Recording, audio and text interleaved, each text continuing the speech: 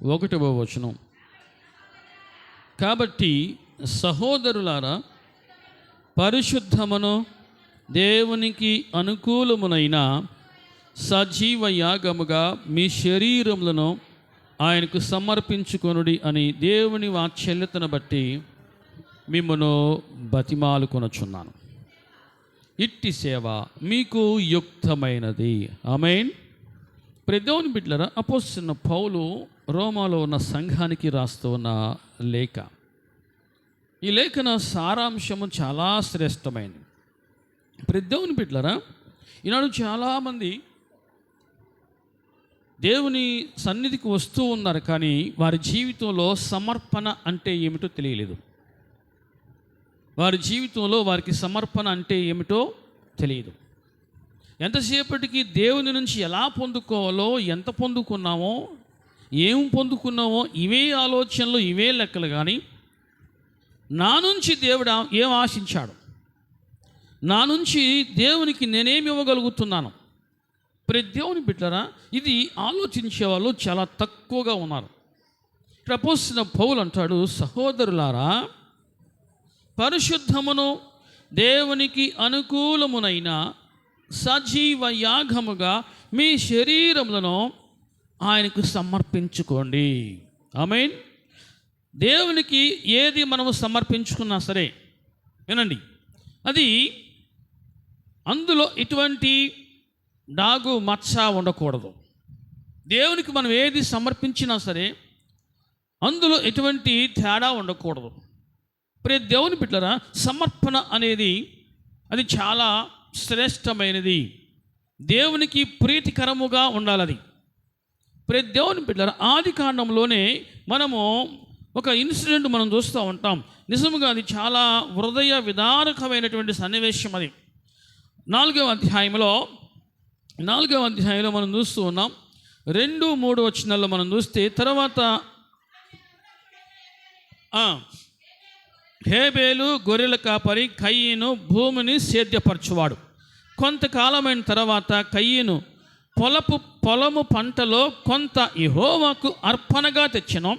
హేబేలు కూడా తన మందలో తొలిచూలున పుట్టిన వాటిలో క్రొవ్విన వాటిని కొన్ని తెచ్చెను. యెహోవా హేబేలును అతని అర్పణను లక్ష్య పెట్టెను. ఆమేన్. దేవుని బిడ్డలారా, వినండి, ఇద్దరు ఒక తల్లి కడుపులో పుట్టిన వారే, ఇద్దరు తోడబుట్టిన వారే. ఇద్దరి ఆలోచనలు ఇక్కడ ఎలా ఉన్నాయి అనేది మనం చూస్తే ఒకే విధంగా లేవు. ఒకవేళ ఉన్నా అందులో ఎగుడు దిగుడుగా ఉంది, హెచ్చు తగ్గులు ఉన్నాయి. ఇక్కడ కయీను అర్పించిన అర్పణ ఎటువంటిదంటే మనం చూస్తూ ఉన్నాం, కొంత పొలము పంటలో కొంత, వినండి, కొంత యెహోవాకు అర్పణగా తెచ్చను. ఇందులో ఈ ఇచ్చినటువంటి ఈ అర్పణలో మన కంటికి ఏమైనా లోపం కనిపిస్తూ ఉందా? మన ఆలోచనలు వినండి, మన కంటికి ఏమైనా లోపం కనిపిస్తున్నట్లుగా మనం గ్రహించామా? కయీను వ్యవసాయం చేసేవాడు, హేబేలు గొర్రెల్ని మేకల్ని మేపేవాడు. దేవుని బిడ్డలారా, ఇక్కడ కయీను పొలంలో ఉన్న పంటలో కొంత యెహోవాకు అర్పణగా ఇచ్చాను. హేబేలు కూడా అక్కడే ఉంది తన మందలో తొలిచూలున పుట్టిన వాటిలో మచ్చలు ఉన్నవి, తేడా ఉన్నవి, లోపం ఉన్నవి తీసుకొచ్చి యెహోవాకు అర్పణగా ఇచ్చాను అని ఉంది. అక్కడ లేదు, ఇక్కడే ఉంది. దేవుని బిడ్డలారా, తొలిచూలున పుట్టిన వాటిలో క్రొవ్విన వాటిని, శ్రేష్టమైన వాటిని, ప్రశస్తమైన వాటిని హేబేలు దేవునికి అర్పణగా ఇచ్చాను. ఆమేన్. కొందరి ఆలోచనలో, అందుకే అపోస్తలుడైన పౌలు అంటాడు, గనుగు కొనక దేవునికి ఇవ్వాలి అని అపోస్తలుడైన పౌలు అంటాడు. దేవుని బిడ్డలారా, మనము దేవునికి ఏది ఇచ్చినా అందులో ఎటువంటి కలంకం ఉండకూడదు. అందులో ఇటువంటి లోపభూయిష్టం అనేది ఉండకూడదు, లోపములు దేవునికి కనబడకూడదు, అటువంటి శ్రేష్టమైనవి ఇవ్వాలి అని ఇక్కడ మనం చదువుకున్న ఈ లేఖనాన్ని బట్టి మనం అర్థం చేసుకుంటూ ఉన్నాం. కయీను అర్పణ, హేబేలు అర్పణ, ఈ రెండింటిలో ఏది శ్రేష్టమైనది దేవునికి అంటే హేబేలు అర్పణ దేవునికి అంగీకార యోగ్యముగా ఉన్నది. ప్రియ దేవుని బిడ్డరా, కాబట్టి ఇక్కడ మనము నేర్చుకోవలసిన గొప్ప సత్యం ఏంటంటే మనము దేవునికి అర్పించే వాటిలో శ్రేష్టమైనది దేవునికి ఇవ్వాలి. కొన్ని సందర్భాల్లో మనం చూస్తున్నాం, సామెతల గ్రంథంలో నా కుమారుడా నీ హృదయము నాకిమ్ము అంటాడు, నీ హృదయమును నాకిమ్ము అంటాడు. ప్రియ దేవుని బిడ్డరా, నీ హృదయము దేవునికి నువ్వు ఎలా ఇస్తున్నావు అనేది ఆలోచన చేయాలి. యేసు ప్రభువు మత్తయి సువార్త 5వ అధ్యాయంలో మాట్లాడుతూ హృదయ శుద్ధి గలవారు ధన్యులు అంటాడు. అంటే ఆ హృదయము దేవునికి ఇచ్చేటువంటి ఆ హృదయము ఎలా ఉండాలి అంటే, చెప్పండి ఎలా ఉండాలంట? హృదయ శుద్ధి కలిగి ఉండాలి. హృదయ శుద్ధి లేకుండా నువ్వు అర్పించేటువంటి నీ హృదయము దేవునికి అంగీకారము కాదు. కాబట్టి దేవుడు ఏది కోరుకున్నా అది ప్రశస్తమైనది, విలువైనది నీ నుంచి కోరుకుంటాడు. అది హృదయము. నువ్వు అర్పించేటువంటి నీ హృదయము దేవునికి అంగీకారముగా ఉండాలి. హల్లెలూయా. అది హృదయ శుద్ధి, శుద్ధి కలిగిన హృదయము, స్తుతులతో నింపబడిన హృదయము దేవునికి నువ్వు అర్పణగా ఇవ్వాలి. ఈనాడు చాలామంది పేరు పెట్టబడినటువంటి దేవుని ప్రజలకు హృదయము, ఎటువంటి హృదయాన్ని దేవుడు కోరుకుంటాడో, ఎటువంటి హృదయాన్ని దేవునికి ఇవ్వాలో ఇంకా తెలుసుకోలేని స్థితిలో ఉన్నారు. ప్రియ దేవుని బిడ్డరా, ఇక్కడ అపోస్తలుడైన పౌలు మరి యొక్క అర్పణ గురించి మాట్లాడుతూ మీ శరీరము అనేటువంటి అర్పణ, హల్లెలూయా, మీ శరీరమును ఆయనకు సమర్పించుకోండి. మీ శరీరాన్ని ఆయనకు సమర్పించుకోండి. హల్లెలూయా. అంటే మన శరీరాన్ని కూడా దేవుడు కోరుకుంటున్నాడు, మన శరీరాన్ని కూడా దేవుడు కోరుకుంటున్నాడు. అది ఎటువంటి శరీరము, అది ఎలా ఉండాలంటే పరిశుద్ధమును దేవునికి అనుకూలమునైన, పరిశుద్ధమైనదిగా, దేవునికి అనుకూలమైనదిగా అటువంటి శరీరము మనము దేవునికి అర్పణగా సమర్పించుకోవాలని అపోస్తలుడైన పౌలు కోరుకుంటున్నాడు. రోమలో సంఘాన్ని హెచ్చరిస్తూ ఉన్నాడు. అంటే కొందరి జీవితాల్లో ప్రతి దేవుని బిడ్డరా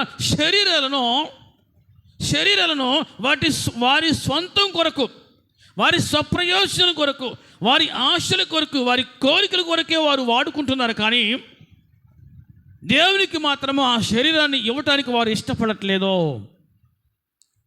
ఇక్కడ అపోస్తలుడైన పౌలు అంటాడు, సహోదరులారా మీ శరీరములను ఎలా అంట? సజీవయాగముగా, సజీవయాగముగా దేవునికి సమర్పించుకోండి. సజీవయాగం అంటే బ్రతికి ఉండగానే ఈ దేహాన్ని, చెప్పండి, దేవునికి సమర్పించడం. ఇది ఈ భాగ్యము అందరికీ దక్కదు.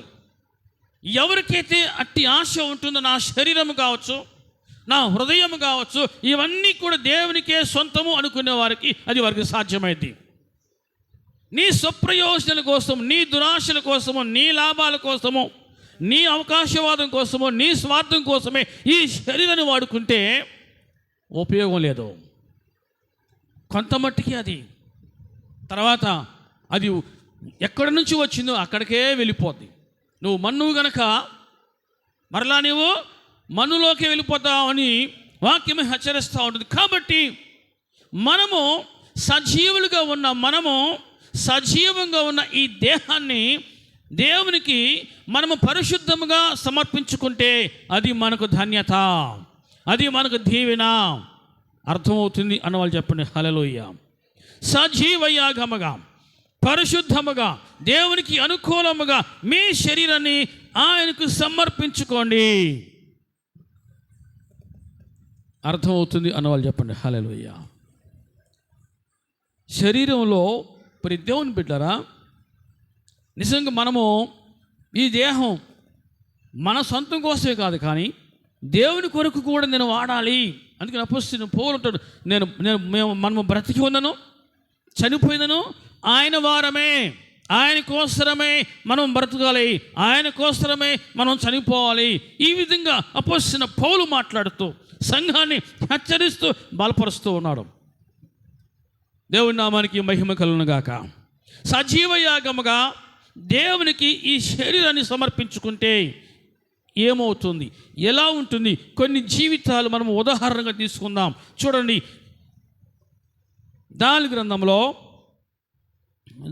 గ్రంథం ప్రియ దేవుని బిడ్డలారా, సజీవ యాగముగా వారు వారి దేహాలను దేవుని కోసము సమర్పించుకున్న తర్వాత వారి జీవితాలు ఎలా రూపొందించబడ్డాయి, ఎలా రూపాంతరపు అనుభవంలోకి వచ్చాయి అనేది మనం చూస్తే 3వ అధ్యాయంలో, దానియేలు గ్రంథము 3వ అధ్యాయంలో మనం చూస్తూ ఉన్నాం. ఇక్కడ ఒక రాజు ఒక చట్టాన్ని అమలు చేస్తూ ఉన్నాడు. ఆ రాజు అమలు చేసిన ఆ చట్టం ఏంటంటే, రాజు తయారు చేసిన ఒక ప్రతిమకు అందరూ వచ్చి నమస్కారం చేయాలి. నమస్కారం చేయకపోతే వారిని తీసుకుని వెళ్ళిపోయి అగ్నిగుండంలో విసిరేస్తాం. ఇది చట్టం. నెబుకద్నెజర్ ప్రియ దేవుని బిడ్డలారా, అందరూ వచ్చి వారి వారి వరుస ప్రకారం అందరూ వచ్చి భయముతోనో పిరిగితనంతోనో చావు బ్రతుకు మీద ఆశతోనో వచ్చి ఆ ప్రతిమకు అందరూ సాగిలు పడుతున్నారు, నమస్కారం చేస్తున్నారు. కానీ అందులో 3 నమస్కారం చేయలా, ఆ ప్రతిమకు సాగిలు పడలేదు, అలాగే ఉంచున్నారట. అక్కడ ఉన్న సైనికులు వచ్చి వారిని హెచ్చరించారు. అయినా సరే వారు ఆ ప్రతిమ ముందు సాగిలు పడలేదు. ఇది వెళ్ళి రాజుగారికి వెళ్ళి చెప్పారు. చూద్దాం 3వ అధ్యాయంలో 15 నుంచి చూద్దాం.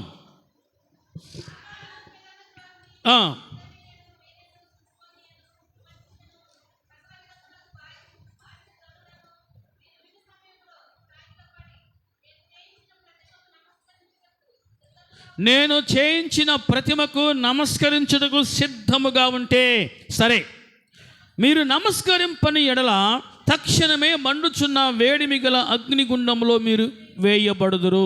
నా చేతిలో నుండి మిమ్మును విడిపింపగల దేవుడు ఎక్కడ ఉన్నాడో, నా చేతిలో నుండి ఈ ప్రతిమకు మీరు నమస్కరించకపోతే, ఈ ప్రతిమ ముందు మీరు సాగిల పడకపోతే మీరు మండుచున్న వేడిమి గల అగ్నిగుండంలో వేయబడతారు. నా చేతిలో నుంచి ఏ దేవుడు మిమ్మల్ని విడిపించగలుగుతాడో, విడిపించగల దేవుడు ఎక్కడున్నాడో? పొగరబట్టిన మాటలు, అహంకారంతో కూడిన మాటలు ఎలాగా ఉంటాయి? మనిషికి ఎదిరించి మాట్లాడుతూ వేరే విషయం, కానీ దేవునినే ఎదిరించి మాట్లాడితే తన విలువను, తన పతనాన్ని తానే కోరుకుంటున్నాడు, కోల్పోతూ ఉన్నాడు. ప్రియ దేవుని బిడ్డలారా, 16వ వచనంలో షడ్రక్ మెషక్ అబేద్నెగోయు రాజుతో ఎలాగ చెప్పిరి, నెబుకద్నెజర్ ఇందుని గురించి నీకు ప్రత్యుత్తరం ఇవ్వవలన చింత మాకు, అసలు నీకు జవాబు చెప్పవలసిన అవసరం కూడా మాకు లేదు. మేము నమస్కరింపము, అసలు మేము ఎందుకు నమస్కరించు అని మీరు అడిగినా సరే మేము జవాబు చెప్పవలసిన అవసరం కూడా మాకు లేదు. మేము సేవించుచున్న దేవుడు మండుచున్న వేడిమి గల ఈ అగ్నిగుండములో నుండి మమ్మను తప్పించి రక్షించుటకు సమర్థుడు, మమ్మను తప్పించి రక్షించుటకు సమర్థుడు మా దేవుడు. ఏమన్నావు? మండుచున్న వేడిమి గల ఈ అగ్నిగుండంలో విసిరేస్తావా? అసలు నీకు సమాధానం చెప్పవలసిన అవసరం కూడా మాకు లేదు.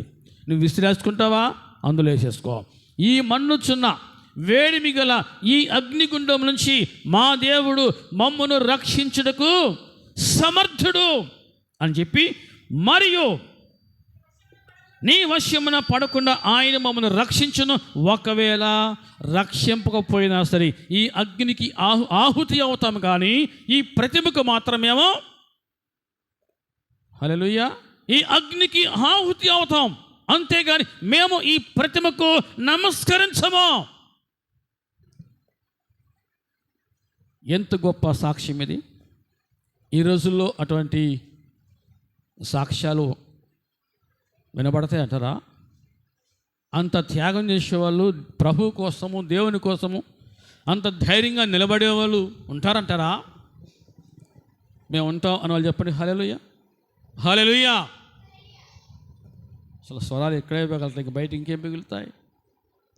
స్వరం ఎక్కడే అసలు ఇంక బయట ఇంకేం వస్తుంది?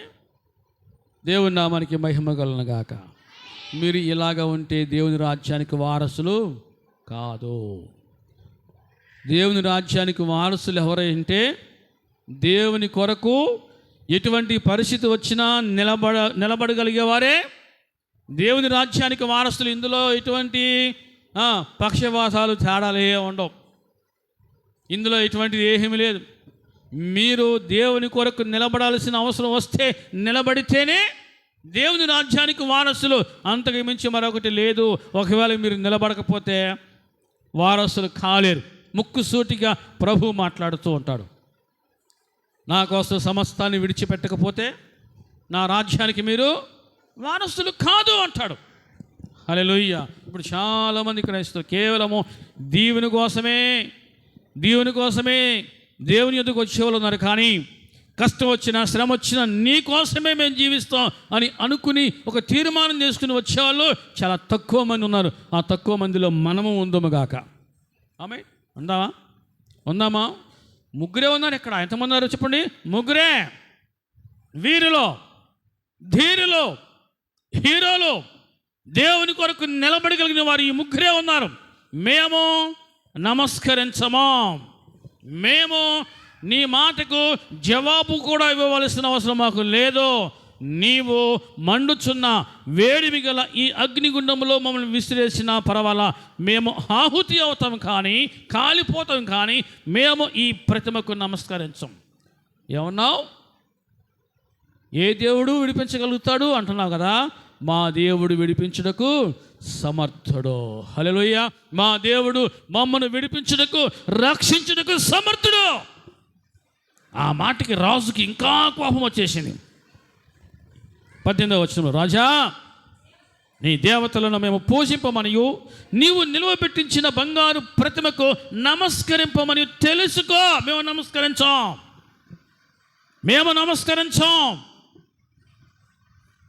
నువ్వు తెలుసుకోవాల్సిన విషయం తెలుసా? మేము నమస్కరించము. గొప్ప సాక్ష్యము. షడ్రక్, మెషక్, అబేద్నెగోలు వారు కలిగి ఉన్న గొప్ప సాక్ష్యం ఇది. మేము నమస్కరించము. నువ్వు తెలుసుకోవలసిన సత్యం ఇదే. మేము నమస్కరించము, నువ్వు తెలుసుకో. నువ్వేం చేసుకో, మేము నమస్కరించాం. రాజుకు ఆ మాటకు చూడండి 19వ వచనం, అందుకు నెబుకద్నెజరు అత్యాగ్రహము నొందినందున షడ్రక్, మెషక్, అబేద్నెగో వారి విషయంలో ఆయన ముఖము వికారమైన కనుక గుండము ఎప్పటికన్నా 7 అంతలు వేడిమిగా చేయమని ఆజ్ఞ ఇచ్చెను. ఎన్ని రెట్లంట? చట్టాన్ని ఇంకా కఠినం చేశారు. మండుచున్న వేడిమిగల అగ్నిగుండాన్ని ఇంకా 7 రెట్లు పెంచమని చెప్పాడు, ఆజ్ఞ ఇచ్చాడు. ఎంతమందిని చంపటానికి, ఎంతమందిని విసిరేతానికి? ముగ్గురిని చంపటానికి, అగ్నిలో విసిరేసి కాల్చడానికి ఈ అగ్నిగుండాన్ని 7 రెట్లు చేయమంటున్నాడు. అంటే ఎంత అసూయ, ఎంత కోపం. దేవుని ప్రజలంటే కొంతమందికి అంత కోపం, దేవుని ప్రజలంటే కొంతమందికి అంత అసూయ. ప్రతి దేవుని బిడ్డరా అయినా సరే 7 అంతలు చేయమని ఆజ్ఞాపించినా సరే ఈ ముగ్గురు ఆ మాట విన్న తర్వాత కూడా మనసు మార్చుకోవాలా. మేము రెడీ టు డై, చనిపోటకు మేము సిద్ధంగా ఉన్నాం. 7 రెట్లు 14 రెట్లు చేసుకోవాలన్నట్టు అట్లాగే చూస్తూ ఉన్నారు. దేవుని నామానికి మహిమ కలుగును గాక.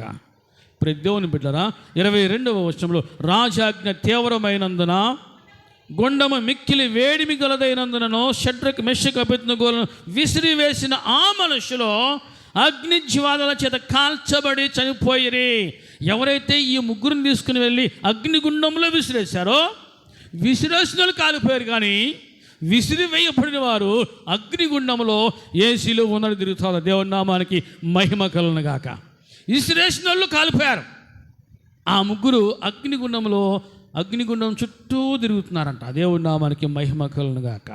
శరీరాన్ని సజీవ యాగముగా దేవునికి సమర్పించుకున్నారు. మేము చనిపోయినాం, బ్రతికినా మా దేహము ఆయన కోసమే. ఇక స్వార్థం ఉన్న వాళ్ళకి కదా. ఆశలు కోరికలు ఉన్న వారికి అంత త్యాగం అసలు ఆలోచన కూడా రాదు. అవసరమైతే బతుకుంటే బస్ స్టాండ్లో నేను చెప్పండి కదా, మనకి ఇట్లాంటి సామెతలు బాగా ఉంటాయి. బస్ స్టాండ్లోనే బఠానీలు అమ్ముకొని బతకొచ్చు. కానీ ఇంకొంతమందికి ఇంకో తెలివి ఉంటుంది. ఏమంది కాశీ పాల ముందు దండం పెట్టుకుని సరిపోద్ది, పక్కలు వేసయ్యా దానికి క్షమించయ్యా, దేవా దానికి క్షమించేయను చాలు, ఆయన క్షమించేస్తాడు. కానీ వాళ్ళ ముందు కాశీ దండం పెట్టుకుందాం, పోయేదే ఉంది. అటువంటి భక్తి దేవుని మెచ్చదు, దేవుని మెప్పును తీసుకుని రాదు, దేవుని మెప్పు పొందుకోలేరు.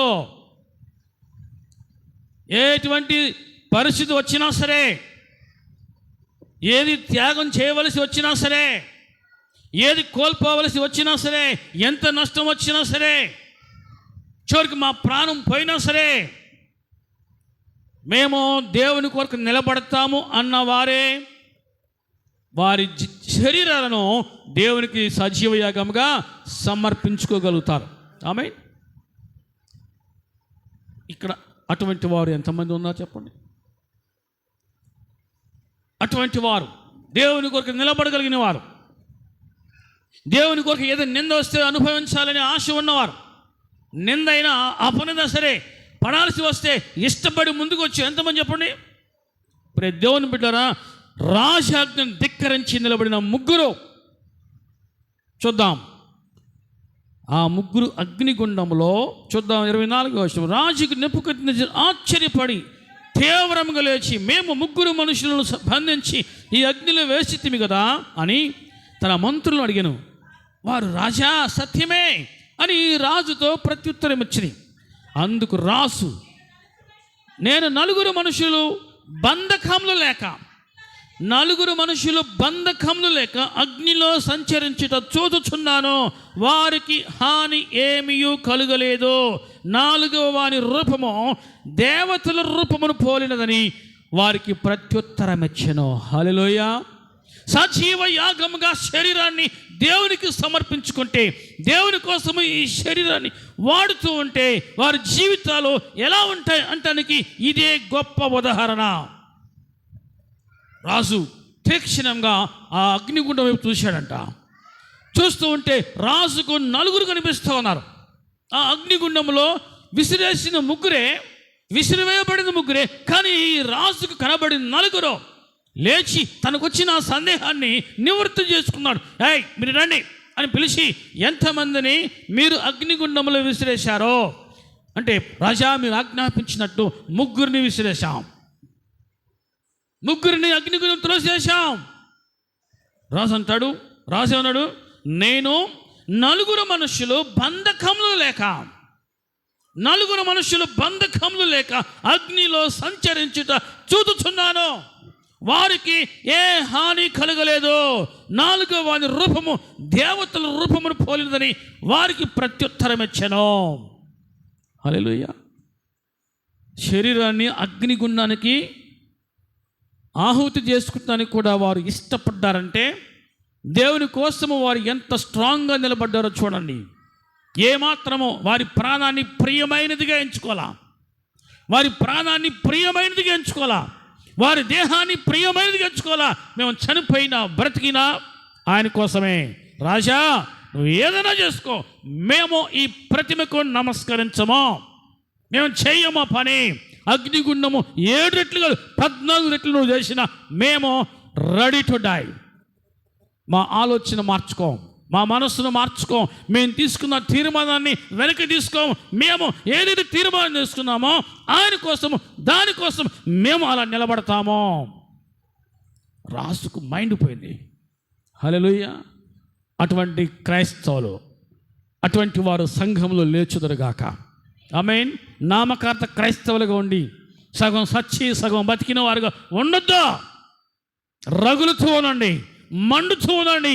దేవుడు మనందరినీ మండించునుగాక, రగిలించునుగాక. సౌండ్ రావట్లా, ఖాళీ గడిపేగా. రగిలించునుగాక, మండించునుగాక. ఆమేన్. ప్రియ దేవుని బిడ్డలారా, మనం చూస్తున్నాం 3వ అధ్యాయంలో 27 నుంచి చూద్దాం. అధిపతులు, సేనాధిపతులు, సంస్థానాధిపతులను రాజు యొక్క ప్రధాన మంత్రులు కూడి వచ్చి ఆ మనుషులను పరీక్షించి వారి శరీరములకు అగ్ని ఏ హాని చేయకునుటయో, వారి తల వెంట్రుకలలో ఒకటైనను కాలిపోకునుటయో, వారి వస్త్రములు చెడిపోకునుటయో, వారి దేహములకు తగలకునుట చూచిరి నెబుకద్నెజరు షడ్రక్ మెషక్ అబేద్నెగో అని వీరి దేవుడు పూజార్హుడు. ఆయన తన దూతను పంపి తన్ను ఆశ్రయించిన దాసులను రక్షించెను. వారు తమ దేవునికి గాక మరి ఏ దేవునికి నమస్కరింపకయు, ఏ దేవుని సేంపకయు ఉందుమని తమ దేహములను అప్పగించి రాజు యొక్క ఆజ్ఞను వ్యర్థపరచిరి. హల్లెలూయా. వారు వారి దేహములను ఏముంది అప్పగించి, వారు వారి దేహాలను అప్పగించి రాజు యొక్క ఆజ్ఞను వ్యర్థపరచిరి. ఆ రాజే సాక్ష్యం ఇస్తూ ఉన్నాడు. ఇదిగో ఈ ముగ్గురు వారి దేవునికి గాక మరి ఏ దేవునికి పూజింపక నమస్కరింపక ఉన్నారో, రాజు ఆజ్ఞను వ్యర్థపరిచారో, ఆ అగ్నిగుండం నుంచి బయటికి తీసుకుని వచ్చిన తర్వాత ఏం చేశారు? వారి దేహాలను పరీక్షించారంట. అసలు ఏమైనా ఎక్కడైనా ఒక వెంట్రుకైనా కవురుకుపోయిద్దామో, వాసన వచ్చిద్దామో, కాలిన గొడ్డ వాసన ఏమైనా వచ్చిద్దామో అని చూశారంట. గొడ్డ కాలలేదు, ఒక వెంట్రుక కూడా కాలలేదు. దేవుని బిడ్డ వారి దేహం మీద ఎక్కడ చిన్న కాలిన గాయం కూడా లేదు. దేహాలను సజీవ యాగంగా దేవుని కోసము సమర్పిస్తే జీవితాలు అంత ఉన్నతమైనవిగా ఉంటాయి, అలా తీర్చిదిద్దబడతాయి. అట్టి కృప దేవుడు మనందరికీ దయచేయనుగాక. రాజు ఏమంటున్నాడు? తను ఆశ్రయించిన దాసులను ఆయన తన దూతను పంపించి రక్షించను. వారు తమ దేవునికి గాక మరి ఏ దేవునికి నమస్కరింపకయు, ఏ దేవుని సేవింపకయు ఉందమని తమ దేహములను అప్పగించి రాజు యొక్క ఆజ్ఞను వ్యర్థపరచిరి. తమ దేహములను అప్పగించి. ఇది జీవితం అంటే అవసరమైతే దేహాన్ని ప్రభువు కోసము అప్పగించడం. ఇట్లాంటి సందర్భాల్లో వెళ్ళిపోతే రేపు రెండో రోజు వస్తుంది అని అనరు. అమ్మో అని మేము ఇంకా బతకాలి మేము అంటారు. అగ్నిగుండం వేస్తావా, వేసుకో, ఇవాళ పోతే మాకు రెండో రోజు రేపు వస్తుంది. ఏంటి ఏమంటే రేపు ఇవాళ కాకపోతే రేపైనా పోవడమేగా, చచ్చిపోవడమేగా అంటారా? అనరు. కోపం వచ్చినప్పుడు మాత్రం, ఏం తగాదు వచ్చినప్పుడు మాత్రం ఏమంది ఇవాళ పోతే రేపు రెండో రోజు.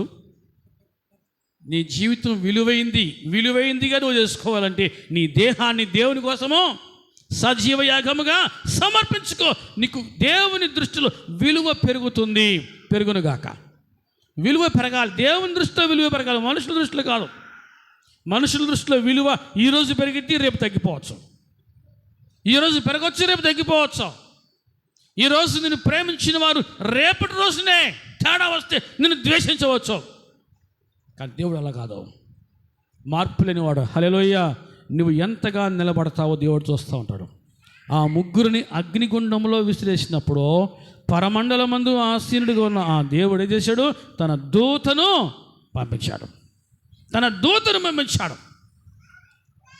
అగ్నికి కూడా తెలుసు ఈ అగ్నిలో ఎవరు తిరుగుతున్నారు. హల్లెలూయా. అగ్నికి కూడా తెలుసు ఈ అగ్నిలో ఎవరు తిరుగుతున్నారు. అందుకే అగ్ని కూడా వారిని ముట్టుకోలా. వారిని కాల్చడానికి అగ్ని కూడా భయపడింది. కారణము సృష్టికర్త అయిన దేవుడు అక్కడ ఉన్నాడు. వారు వారి దేహాలను దేవుని కోసము సజీవయాగముగా సమర్పించుకున్నారు కాబట్టి దేవాది దేవుడే తన దూతను అక్కడికి పంపించాడు. అట్లాంటి వాళ్ళుంటే ఈ రోజుకు అయినా అట్లాంటి కార్యాలు ఏదైనా చేయగలరైనా అట్లాంటి వారి కోసమే ఆయన చూస్తున్నాడు. అలాంటి షడ్రక్ మెషక్ అబేద్నెగో లాంటి వారి కోసమే చూస్తున్నాడు ఆయన. హల్లెలూయా. దేవుని కోసం నేనేం చేయగలను ఆలోచించాయి. నేనేమి ఇవ్వగలను ఆలోచించాయి. దేవుని దృష్టిలో నీ విలువ పెరగాలి. హల్లెలూయా. రెండవ ఇన్స్టెంట్ మనం చూస్తున్నాం ప్రియ దేవుని బిడ్డలారా, దాని గ్రంథంలోనే చాలా శ్రేష్టమైనదన్నమాట. 6వ అధ్యాయంలో 7వ వచనం మనం చూద్దాం.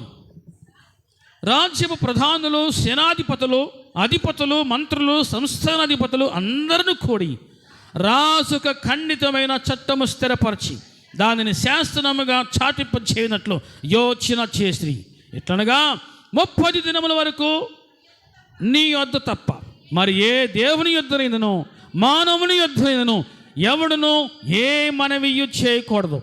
ఎవడైనను చేసిన యెడల వాడు సింహముల గుహలో పడద్రోయబడును. ఏ దేవుని యొద్దకని వెళ్ళి నమస్కారం చేస్తే, మనవి చేసుకుంటే చట్టం ఏంటమ్మ అక్కడ ఏముంది? అక్కడ వారిని తీసుకుని పోయి సింహాల గుహలో విసిరేస్తాం. సింహాల గుహలో విసిరేస్తాం. హల్లెలూయా. అక్కడ ఉన్నవారు ఎవరు కూడా సాహసం చేయలేకపోయారు. ఏం కనబడుతుంది? కళ్ళు మూసిన ఏం కనబడతా ఉంది? సింహాలు కనబడతా ఉన్నాయి. కళ్ళు తెరిసిన ఏం కనబడతాయి? సింహాలకు ఏముంది, కాసేపు కళ్ళు మూసుకుంటాయి, ఏముంది అనుకోలా. అక్కడ ఒక హీరో లేచాడు. హల్లెలూయా. ఒక హీరో లేచాడు. ప్రపంచం అంతా ఒకవైపు ఉంది, ఆ ఒక్క హీరో ఒకవైపు ఉన్నాడు. అందరూ ఒక రూట్లో పోతున్నారు. మన సామెత చెప్పండి, మన సామెత ఏంటి? అందరికంటే నేను గొప్పవాడువా? వాళ్ళందరూ పోయి మార్కులు నువ్వు కూడా పోవచ్చుగా. వాళ్ళందరూ బతకట్లా శుభ్రంగా. నీకు తెలివి ఎక్కువైపోయింది, నీకు తెలివి ఎక్కువైపోయింది. వాళ్ళందరూ పోట్లా, ఆ దారిలో నువ్వు కూడా పోవచ్చుగా. దేవుడికి క్షమించడా? దేవుడికి క్షమించేవాడిగా. ఎన్ని తెలివితేటలో, ఎన్ని రకాల సాకులు చెప్పేవాడు దేవునికి అవసరం లేదు. నిలబడేవాడే దేవునికి కావాలి. హల్లెలూయా. సాకులు చెప్పేవాడు దేవుని మెప్పును పొందలేడు. నిలబడేవాడు కావాలి. దేవుని బిడ్డలారా, అందరూ ఒకవైపు అంటే ఒక హీరో. ఏంటో ఇక్కడ చట్టం ఏంటి? 30 దినముల వరకు రాజుకే మనవి చేయాలి, రాజుకే నమస్కారం చేయాలి. ఇంకా ఏ దేవుని యొద్దకు వెళ్ళకూడదు, ఎవరికి మనవి చేయకూడదు, ఎవరికి సాగిలు పడకూడదు, ఎవరిని పూజించకూడదు. ఇది చట్టం. అటువంటి టైంలో 10వ వచనము, ఇట్టి శాసనము సంతకము చేయబడినని దానియేలు తెలుసుకొనినను అతడు తన ఇంటికి వెళ్ళి యథాప్రకారముగా అనుదినము 3 మోకాల్లోని తన ఇంటి పైగది కిటికీలు యెరూషలేము తట్టుకు తెరవబడి ఉండగా తన దేవునికి ప్రార్థన చేయొచ్చు, ఆయనను స్తుతించుచూ వచ్చెను. ఆమేన్. హల్లెలూయా. జై జీవితం. దేవుని దృష్టిలో ఓందగా బ్రతకడం, గౌరవంగా బ్రతకడం. దేవుని బిడ్డరా, మనిషి మెప్పును కోరుకోరు. దేవుని మెప్పును కోరుకునేవారు మనిషి మెప్పును కోరుకోరు, మనిషి దయను కోరుకోరు. దేవుని మెప్పును కోరుకునేవారు ఏదైనా సరే, అది ఎలాంటి పరిస్థితి అయినా సరే దేవుని కొరకు నిలబడతారు. అయ్యా, నువ్వు నన్ను చూస్తున్నావు చాలు. తెలుసుకుని నన్ను దానియేలు ప్రార్థన చేయటం మానేశాడా? చట్టం ఏంటి? ప్రార్థన చేస్తే, దేవునికి నమస్కరిస్తే తీసుకుని పోయి సింహాల గుహలో వేయబడతారు. ప్రార్థన చేస్తే, మనవి చేస్తే వారు సింహాల గుహలో వేయబడతారు. అది తెలుసుకునినను దానియేలు భయపడి ప్రార్థన చేయటం మానేశాడా? చెప్పండి. ఎవరు తెరవండి అమ్మా, అబ్బాయి చెప్పండి. ప్రార్థన చేయడం మానేశాడా? నో, ప్రార్థన చేయడం మానలేదు. తెలుసుకుంది. నన్ను ఏం చేశాడు? యథాప్రకారముగా. ఇది తనకున్న అలవాటు మార్చుకోలా. ఏ అలవాటు? ప్రార్థన చేసి అలవాటు మార్చుకోలా. ఏదో చట్టం వచ్చిందని, సింహాల గుహలో వేస్తారని భయపడలా.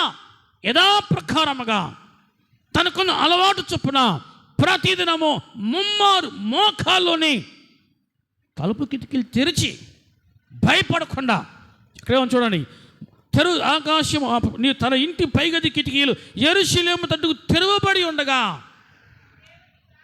వినండి, తలుపులు వేసుకుని ప్రార్థన చేసుకో భయం ఉంటే లేదు. సింహాలా వేసుకోండి. సింహాలకు నేను ఆహారంగా మారుతాను, కానీ నా దేవునికి నేను ప్రార్థన చేయడం మానను. ఇది తీర్మానం. సింహాలకు ఆహారంగా నేను మారుతాను, కానీ నా దేవునికి ప్రార్థన చేయటం నేను మానను. చెప్పండి, ఈనాడు ఎంతోమంది అటువంటి వీరులు, అటువంటి క్రైస్తవులు ఎంతోమంది ఉన్నారు. అందుకని కీర్తన గ్రంథంలో ఒక మాట ఉంది, ఆకాశం నుంచి దేవుడు చూస్తున్నాడు. ఎవరు చూస్తున్నాడు దేవుడు? నన్ను వెతికే వాళ్ళు ఉన్నారా, యెహోవాను వెతుకువారు కలరేమో అని ఆయన ఆకాశం నుంచి చూస్తూ ఉన్నాడు. నన్ను వెతుకువారు కలరేమో, నన్ను వెతికే వాళ్ళు భూమి మీద ఉన్నారా అని ఆకాశం నుంచి ఇలా చూస్తూ ఉంటే ఆయన దృష్టిలో ఈయన పడ్డాడు. ఎవరి దృష్టిలో? దేవుని దృష్టిలో ఎవరు? దానియేలు. హల్లెలూయా. అటువంటి వారు కావాలి. భూమిని తలక్రిందులు చేసేవాళ్ళు కావాలి, మొక్కబోర్ల పడులు కాదు, భూమిని తలక్రిందులు చేసేవాళ్ళు కావాలి ఆయనకే. యథాప్రకారముగా అనుదినము ముమ్మారు మోకాల్లోని తన ఇంటి పైగది కిటికీలు యెరూషలేము తట్టుకు తెరవబడి ఉండగా తన దేవునికి ప్రార్థన చేయొచ్చు, ఆయనను స్తుతించుతూ వచ్చును. ఇక దొరికాడు బిడ్డ. చూసి ఉన్న వాళ్ళు ఏమన్నారు? ఇక దొరికాడు. దానియేలు అడ్డంగా బుక్ అయిపోయాడు. ఇక తప్పించుకోలేడు. తీసుకుని వెళ్ళి సింహాల గుహలో వేసేయచ్చు. ఇక మనకు అడ్డు లేదు, అడ్డు ఇక ఉండదు అనుకుంటున్నారు. రాజా, ఇంకేముంది రాజా, చూసావా, మీరు చట్టాన్ని రూపొందించిన, శాసనాన్ని అమలు చేసినా సరే చూసారా, అసలు మీ మాట లెక్క లేకుండా, మీ మాటకు విలువ లేకుండా దానియేలు, మీ కొలువులో పనిచేసే దానియేలు ఏం చేసి తెలుసా, తలుపులు కిటికీలు తెరిచి మోకాల్లోనే దేవునికి ప్రార్థన చేస్తున్నాడు. అవునా? ప్రార్థన చేస్తున్నాడా? ఏంటి, మేము చూసాం ప్రార్థన చేస్తున్నాడు. కావాలంటే నువ్వు పిలిచి అడుగు ఆయన్ని. దానియేలు ప్రార్థన చేసావా? చేశాను, నేను ప్రార్థన చేస్తున్నాను. నీకు తెలుసా చట్టం ఉందని? తెలుసు. హల్లెలూయా. యథార్థత. దేవుని కొరకు నిలబడేవారు, దేవుని కొరకు దేహాన్ని సజీవ యాగముగా సమర్పించుకునేవారు, ఏ కోశాన కూడా భయం అనేది వారు కలిగి ఉండరు.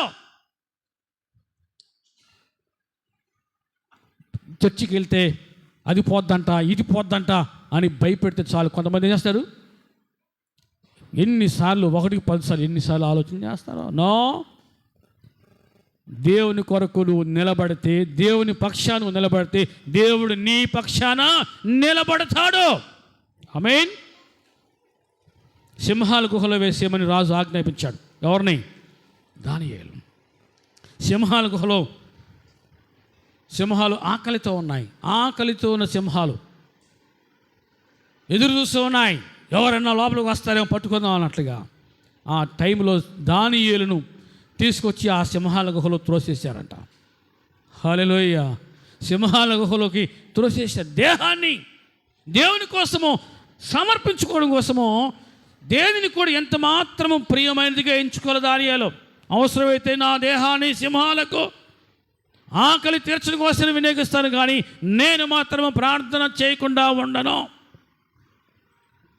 మేము ప్రతిమకు నమస్కరించము, మా దేహాలు కాలిపోయినా పర్వాలేదు, మా దేహం మాది కాదు, ఆయనదే. దేనికోసం ఆయన వాడుకుంటాడో దానికోసం ఆయన వాడుకొని. అందుకే అపోస్తలుడైన పౌలు అంటాడు, మీరు మీ సొత్తు కాదు, మీరు విలువ పెట్టి కొనబడిన వారు, మీరు మీ దేహముతో దేవునిని మహిమపరచండి.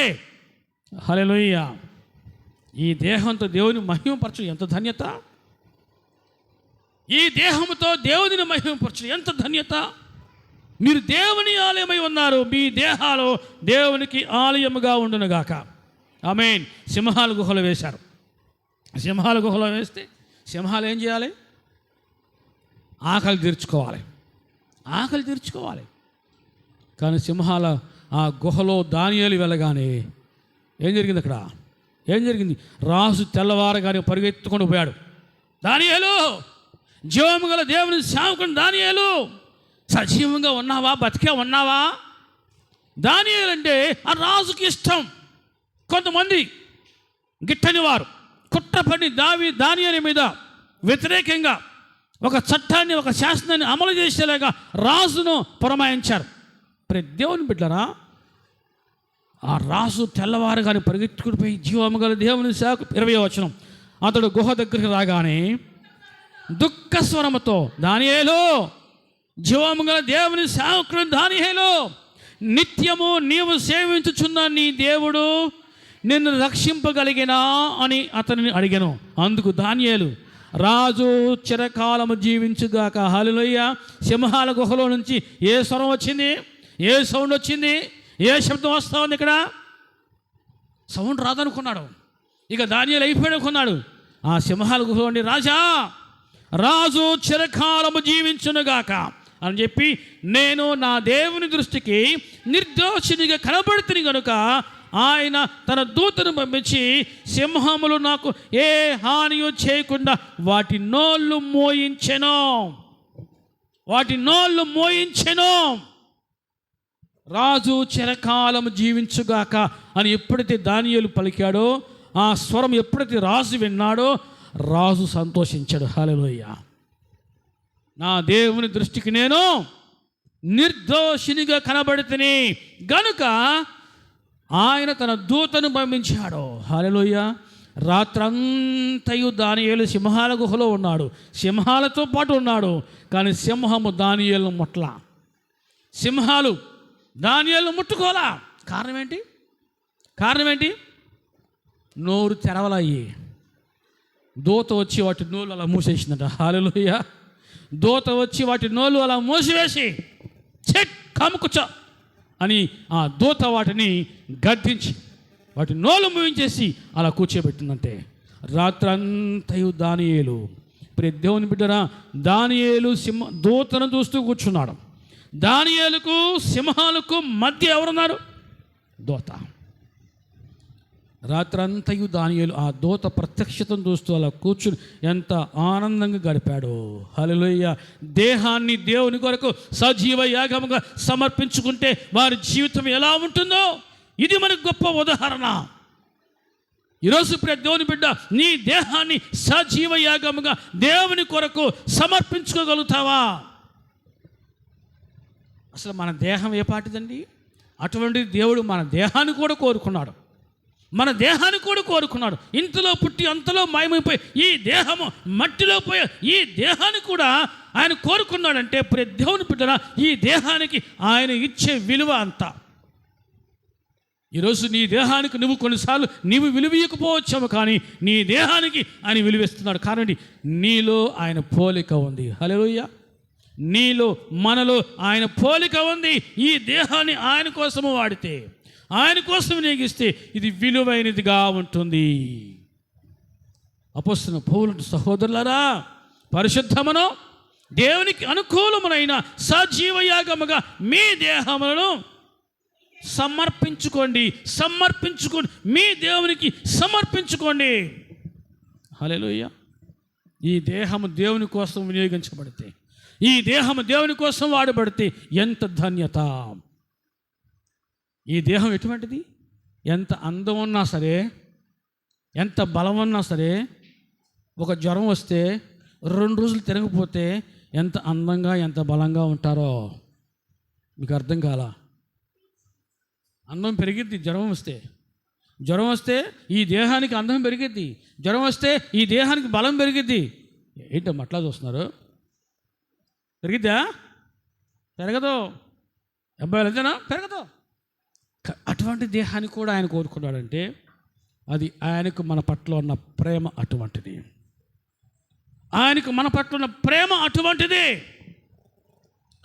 మరి ఇక విషయం మనం జ్ఞాపకం చేసుకుందాం. ప్రియ దేవుని బిడ్డరా, ఫిలిప్పీయులకు రాసిన పత్రికలో సింహాల గుహ నుంచి తప్పించిన దేవుడు, అగ్నిగుండం నుంచి తప్పించిన దేవుడు, ఏ పరిస్థితిలో ఉన్నా సరే దేవుడు నిన్ను నన్ను తప్పించగలడు.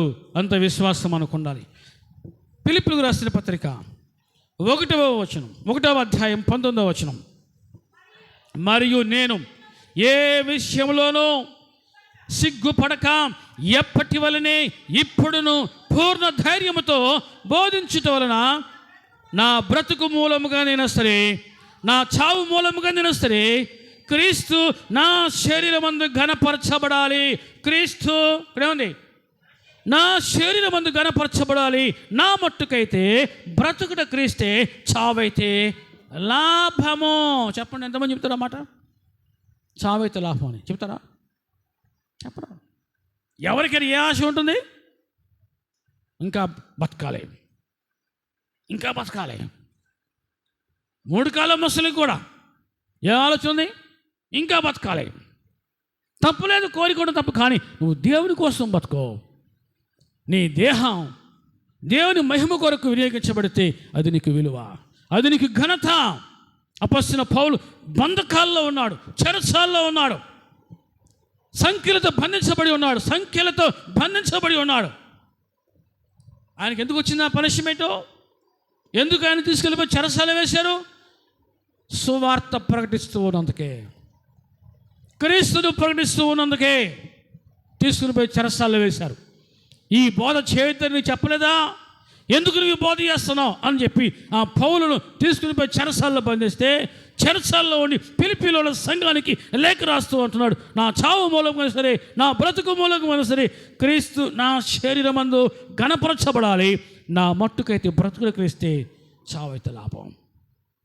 నా ప్రాణముని ఎంత మాత్రమునో ప్రియమైనదిగా ఎంచుకోవాలా, నా దేహాన్ని ఎంత మాత్రము ప్రియమైనదిగా ఎంచుకోవాలా. నా దేహము నా దేవుని కోసమే, నా ప్రాణము నా దేవుని కోసమే. అపొస్తలుడైన పౌలు తీసుకున్న తీర్మానం. చెరసాల్లో వేసిన భయపడలా, కొరడా దెబ్బలు కొట్టారు, భయపడలా, సంఖ్యలతో బంధించారు, భయపడలా, చిత్రహింసలు పెట్టారు, భయపడలా. నా చావు మూలంగా సరే, నా బ్రతుకు మూలంగా సరే, క్రీస్తు నా శరీరమందు ఘనపరచబడాలి. ఇదే నా ధ్యేయము. అపొస్తలుడైన పౌలు ఎంత గొప్ప స్టేట్మెంట్ ఇచ్చాడో చూడండి. ప్రియ దేవుని బిడ్డలారా, ఈరోజు నీవు అలా చెప్పగలవా? అలా అనగలవా? శరీరమును సజీవయాగముగా దేవునికి సమర్పించుకోవాలి. దేవుడు ఆ అర్పణను అంగీకరించాలి. అంగీకరించే విధంగా నీవు దేవుని దృష్టిలో ఉండాలి. అర్థమవుతుందన్నాను వాళ్ళు చెప్పండి. హల్లెలూయా. వారి దేహాలను, వారి ప్రాణాలను, వారి జీవితాలను ఎంత మాత్రమునో ప్రియమైనవిగా ఎంచుకోవాలా. కనుక ఈ రోజుకు వారు చరిత్రలో హీరోలుగా ఉన్నారు. రేపు రాబోయే చరిత్రలో నువ్వు హీరోగా ఉంటావో, జీరోగా ఉంటావో నువ్వే తీర్మానించుకో. ప్రార్థన చేసుకుందాం ప్రియ దేవుని బిడ్డలారా, ప్రార్థన చేసుకుందాం.